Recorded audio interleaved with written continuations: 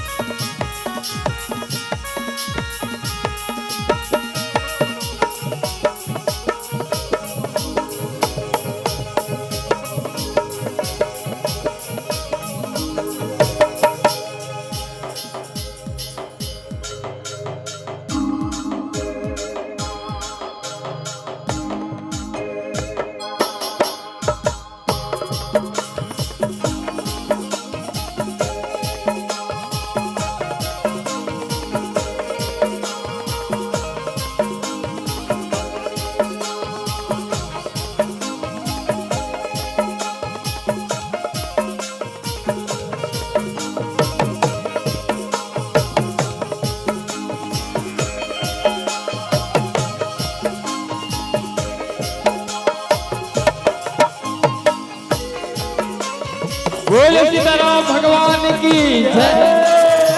बोले शारदा मैया की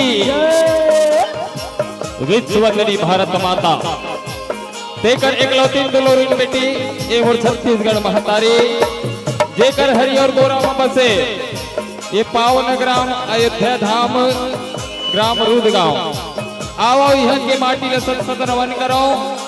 जी हाँ, आज 2 दिन से परमात्मा के महिमा गंगा बरोबर बहाय बर जाते बड़ दूर ले चल के आहन हम मन ही गंगा में डुबकी लगाए बर आवो।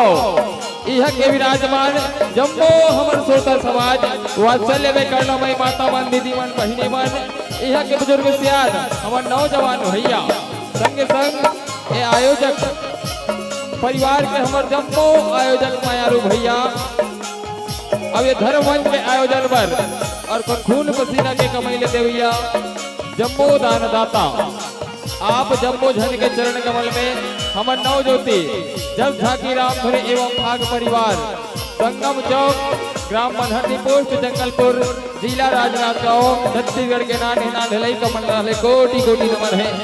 आप सबके आशीष से लई कमल मिले वह तारी हो। आवो जय श्री राम, जय श्री राम, जय श्री राम।